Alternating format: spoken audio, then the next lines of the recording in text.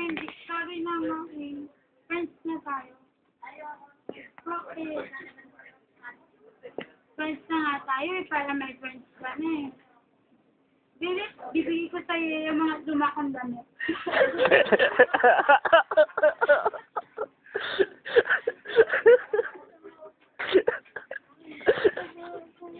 Magaganda pa naman yan ha. Bagay sa'yo yun. Promise. Tapos maglalaro tayo. Kunyari, ikaw yung bad girl. Tapos pakawawain mo ako. Okay lang sa'yo? May chance pa na makabawi. Tapos, ikaw yung bad girl, aawain mo ko. Pero ending, ako yung magiging mayaman.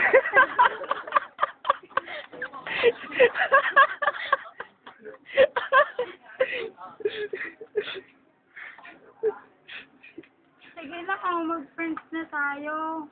Kasi exam na eh. Exam na. Ibigay ko sa'yo 1 week allowance ko para may pambili kang shoes mo.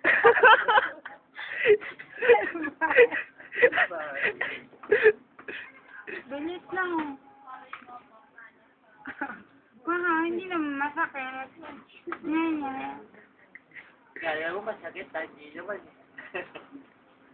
Peram naman ako ng Barbie mo, ang ganda eh. Tapos nang pinaram mo. Bakit man nilanak ko yung Barbie ko?